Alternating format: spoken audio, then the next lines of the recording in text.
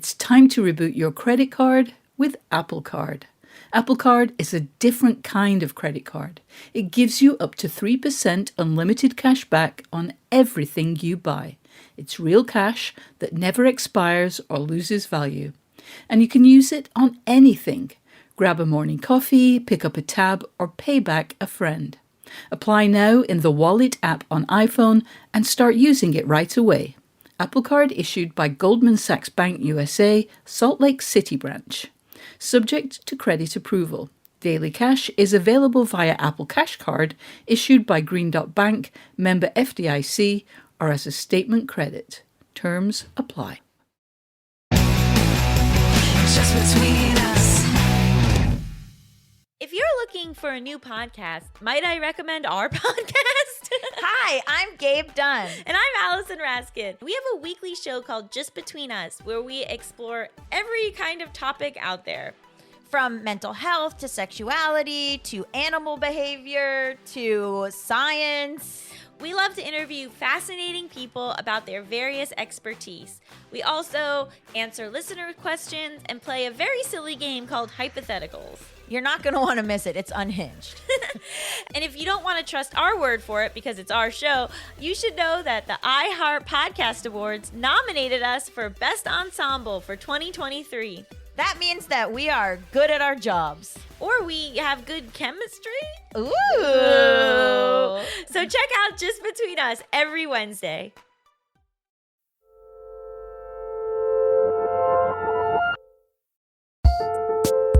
Welcome back to Working Overtime, the advice-focused Better Call Saul to regular workings Breaking Bad. I'm Isaac Butler. And I'm June Thomas. Isaac, how would you rate your creativity level in the last month? I mean, I've been working overtime creatively, frankly. I did this 4-part lecture series at a school. So I was doing 4 90-minute lectures, a new one every Friday. Wow. And I wrote a book proposal that I'm currently revising. So I think that's pretty good, you know? I mean, yeah. What about you, June? How's deadlines going? And what are we talking about today? Let's talk about what we're talking about today. If those are our choices of topics. So earlier this year, I read a book by James Altucher.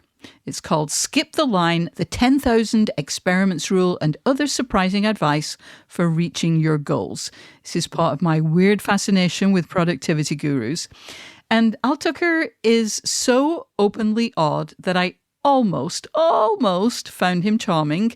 My personality and my socialist upbringing means I can't truly get behind a book that is intended to help some people jump ahead of other perfectly good people, to skip the line, as it were. But there was one idea that really grabbed me, so I wanted to talk about it on this episode. It's about killing your way to the top, right? That's the idea that appealed to you. It's like just murdering everyone until you're the most prominent person in your field. Yeah, choose your weapon, basically. Yeah, so great, good. He is a serial entrepreneur and investor, as well as a writer and sometimes podcaster.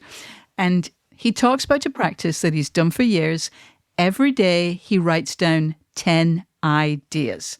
Now, as with Julia Cameron's Morning Pages, the idea isn't necessarily to create something amazing. You don't have to keep track of the ideas. You don't ever have to look at them again. The point is to build up your idea muscle, or as he sometimes calls it, your possibility muscle. Before we go further, what's your first impression of this? Is this something you've ever done? Is it something that appealed to you? I will admit that my answer to these questions, June, are negative, no, and no. And part of this is a very closed-minded response maybe, but I have a certain like reflexive consider the source problem here that like I am just not going to take a suggestion from a cryptocurrency hawking hedge fund gajillionaire about how to be more creative. Seriously. Do you know what I mean? Yeah. It's like I do. He and I have very similar hair, so I feel bad about feeling this way, but you know, like those aren't real jobs.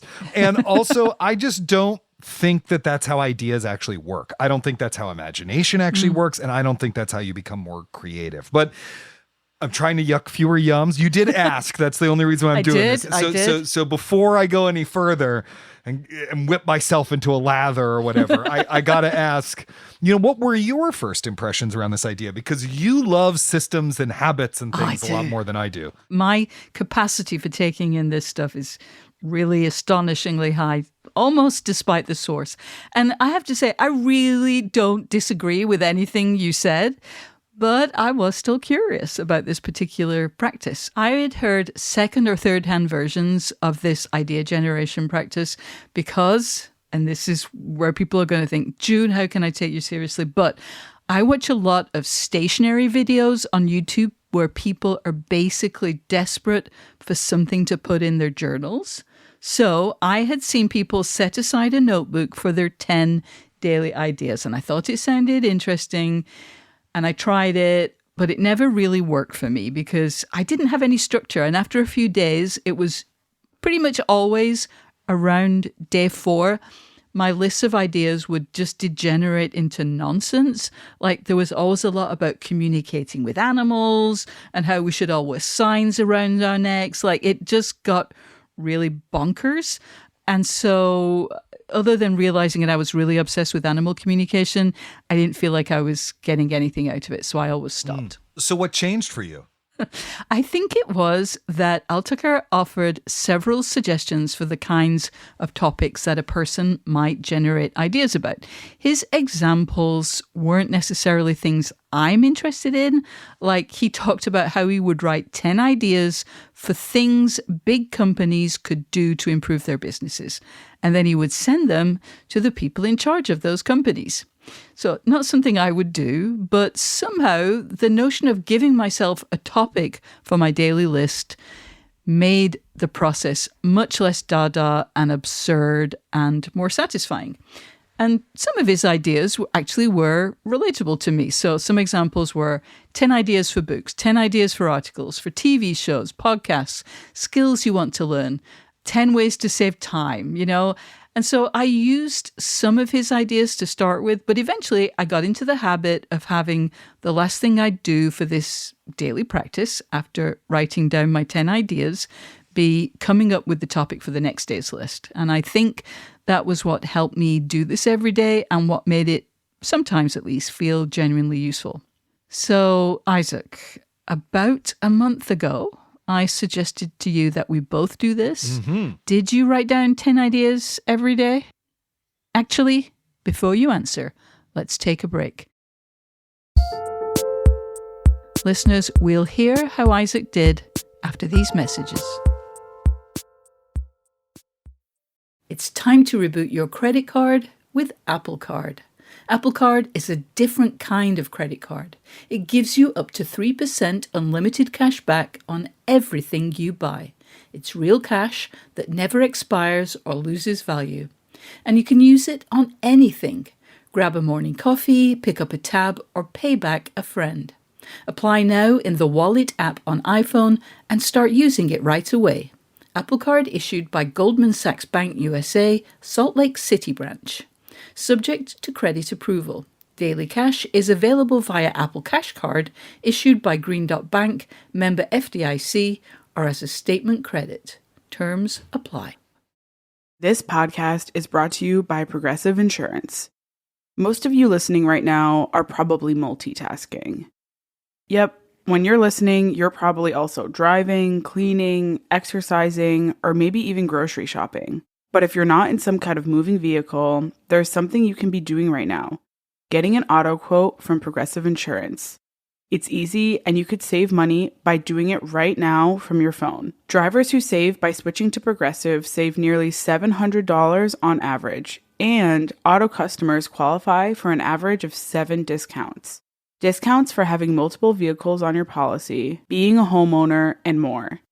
So just like your favorite podcast, Progressive will be with you 24/7, 365 days a year, so you're protected no matter what. Multitask right now. Quote your car insurance at Progressive.com to join the over 29 million drivers who trust Progressive. Progressive Casualty Insurance Company and Affiliates. National average 12-month savings of $698 by new customers surveyed, who saved with Progressive between June 2021 and May 2022. Potential savings will vary. Discounts not available in all states and situations. Hey listeners, do you come up with 10 ideas per day? Do you have any other daily rituals, any practices you'd recommend to your fellow listeners? Well, get in touch and share your experience. You can email us at working@slate.com, or even better, call us and leave a listener voicemail at 304-933-9675. That's 304-933-WORK.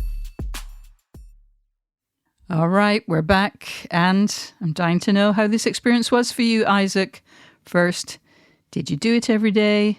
Did it feel useful? Drum roll, please.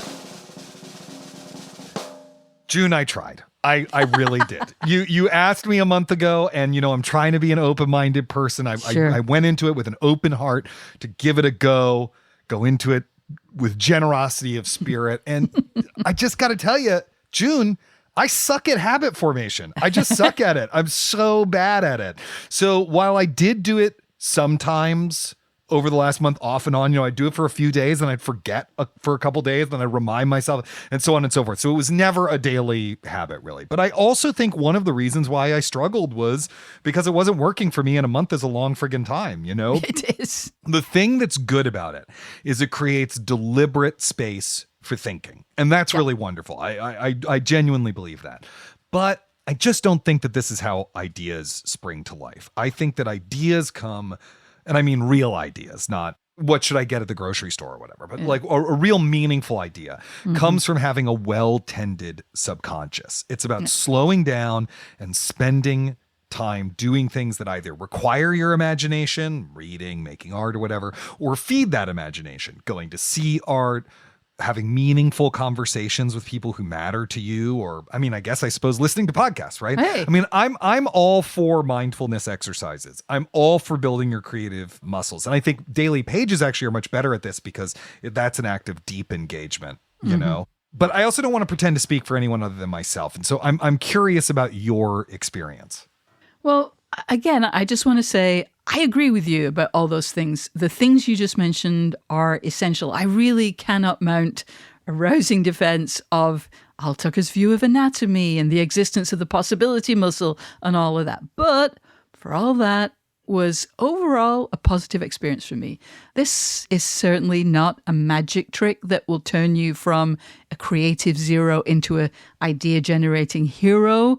As you alluded to, this is a book whose primary audience is probably people interested in starting businesses, as the author has at various points in his career. And, I wish it were possible to be a successful entrepreneur and launch a dream business by making a list every day, but I unfortunately don't think that's true. However, I did enjoy this practice and I got something out of it.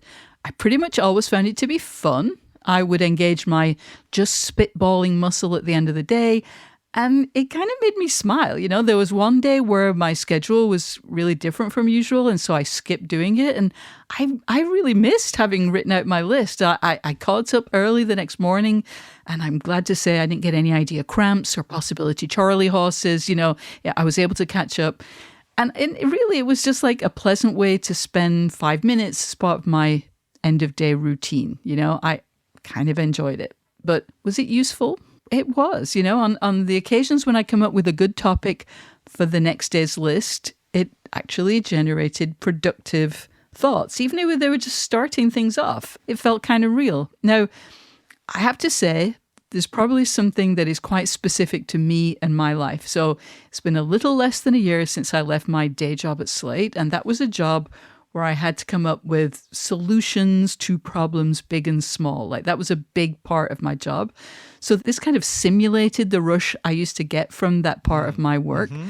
We often talk about individuals performing well in tough times, and usually that means when we encounter a bunch of unexpected challenges.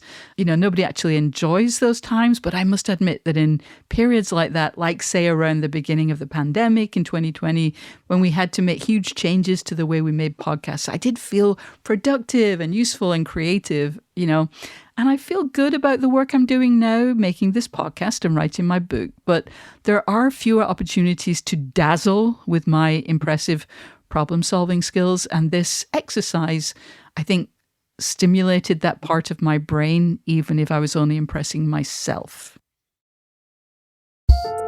All right, we're going to take another break here, but we'll be back with some more thoughts on this 10 ideas a day exercise after this. Just between us. If you're looking for a new podcast, might I recommend our podcast? Hi, I'm Gabe Dunn. And I'm Allison Raskin. We have a weekly show called Just Between Us, where we explore every kind of topic out there. From mental health to sexuality to animal behavior to science. We love to interview fascinating people about their various expertise. We also answer listener questions and play a very silly game called Hypotheticals. You're not going to want to miss it. It's unhinged. And if you don't want to trust our word for it because it's our show, you should know that the iHeart Podcast Awards nominated us for Best Ensemble for 2023. That means that we are good at our jobs. Or we have good chemistry. Ooh. So check out Just Between Us every Wednesday. Listeners, I just want to remind you that if you are enjoying working overtime, please subscribe so that you never miss an episode. If you listen on Apple Podcasts, we'd love you to rate or review the show. It really does help new listeners to find us. If Overcast is your app of choice, as it is mine, please hit the star to recommend this episode to others. Thanks again. So, Isaac, were there any times at all when this felt useful to you? The times that I did find it useful were extremely practical ones. So, some days I feel like, did this happen to you? You get really stretched and suddenly you're like, 10 names of made up vegetables. 1, florips. 2, carolee. 3, scallions. Scallions are real. Those days it's not useful. But when I was like 10 outlets I should pitch, I felt like, okay, I set aside 5 minutes to think about that and actually write it down. What about you? Yeah. No, same. The occasions when I found it most practical were when I, quote unquote, needed to think about something. Like, it's really hard to just sit and ponder, Cogitation requires specificity. And it was useful if I could come up with a practical subject for a list, even if it was a bit weird, like I was going to meet someone for the first time and I made a list of things that it would be good if they knew about me. Like, I wasn't going to reel them all off. Hi, stranger, here are 10 things I've done in my life. But the practice of like pulling them out of the ether actually felt useful. And when we got together, I felt a bit more prepared than I usually do for first meetings, because it can just be so hard to know, what do I want them to know about me kind of thing. And I'll tell you another concrete situation when I was grateful to have started this peculiar habit. And it was when I was starting to feel worried that I wasn't going to meet my book deadline. And worrying is definitely not productive. So I tried to think of things that would shift my thinking away from anxiety and worry and onto actions I could take. So one night my list was 10 adjustments I could make to my current writing process. Now, did I have a genius insight that turned everything around? No, I did not. But it was good to be reminded, which is to say, to remind myself of practical steps I could take rather than allowing the anxiety to spiral. And on that same overall topic, I did a list of ways my life will be different once I've submitted my manuscript, or even more motivationally, once the book is done. And that felt quite reassuring too, just to get back to the underlying motivation for all this work. June, I'm curious about what you do with your ideas, or in this case, 10 ideas. Like Altucher says, you could just throw these ideas away. Who cares? But he also sometimes sends them to other people's companies to, to optimize them or whatever. And I think we can at times put so much pressure on the having of the idea that we forget that an idea is actually just the starting point. Yeah. When an idea arises, you need to write it down or pace around your apartment and think about it, research it, daydream about it. The ideas that are worthwhile are the ones that spur deep engagement. I'm wondering what your process was with these ideas that you came up with. Were there any that sparked a deeper, maybe even imaginative process on your part? They might have kind of started something in motion. I don't think there are none that are like, okay, this is my next big thing. But I just want to say that I really do think that the biggest takeaway from this exercise is accepting that the weird notions that spring into our heads are worth paying attention to. And part of that is learning to discern when it's worth exploring them more. My ideas for communicating with cats were not worth the ink and the time I spent writing them down. But sometimes something pops into your noggin that you really should spend more time with. And yes, write that down. And to answer your question, I added the ones I wanted to return to periodically to Obsidian, my note-taking app of choice, where I have a process for periodically resurfacing notes. It's all about spaced repetition, baby. Now, wait. Did you also enter it into your Zettelkasten so that it can come up with new ideas for you, or however that thing works? Yes. Although I should let you know, it is not AI. It's not generating them for me. But yes, Obsidian is where I keep my Zettelkasten. And Isaac, I am so proud of you for having internalized that peculiar word. So thank you. You're welcome. Did you also put it in your bullet journal? No, did I? No, I think maybe it started in my bullet journal, but no. That's the thing, though. I want to pat myself on the back because I resisted a stationary purchase, which is not something I can say very often. He writes his ideas down on waiters' order pads, which he, took great pride in saying that he bought a gross of them or something. And I think this is the first time that I've ever said no to a single-use writing surface. And so I'm just so proud of myself for that. June, I am proud of you too, because the first step to getting better is admitting you have a problem. That is so true. All right, I think that's about it for this week. The practice we've been discussing comes from James Altucher's book, Skip the Line. Thanks to our endlessly inventive producers, Kevin Bendis and Cameron Drews, it would only take me seconds to come up with a list of 10 great things about each of them. We'll be back with another episode of Working Overtime in 2 weeks, and on Sunday, you'll find a regular episode of Working right in your feed. Until then, get back to work.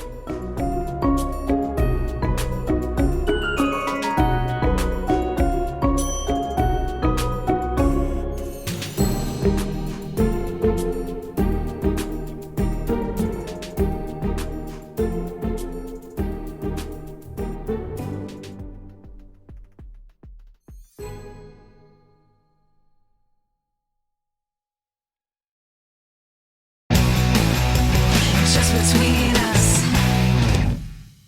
If you're looking for a new podcast, might I recommend our podcast? Hi, I'm Gabe Dunn. And I'm Allison Raskin. We have a weekly show called Just Between Us, where we explore every kind of topic out there. From mental health to sexuality to animal behavior to science. We love to interview fascinating people about their various expertise. We also answer listener questions and play a very silly game called Hypotheticals. You're not going to want to miss it. It's unhinged. And if you don't want to trust our word for it because it's our show, you should know that the iHeart Podcast Awards nominated us for Best Ensemble for 2023. That means that we are good at our jobs. Or we have good chemistry. Ooh. So check out Just Between Us every Wednesday. Hey everybody, it's Tim Heidecker. You know me, Tim and Eric, Bridesmaids, and Fantastic Four. I'd like to personally invite you to listen to Office Hours Live with me and my co-hosts, DJ Doug Pound. Hello. And Vic Berger. Howdy. Every week we bring you laughs, fun, games, and lots of other surprises. It's live. We take your Zoom calls. Music. We love having fun. Excuse me? Songs. Vic said something. Music. Songs. Music. I like having fun. I like to laugh. I like to meet people who can make me laugh. Please subscribe now.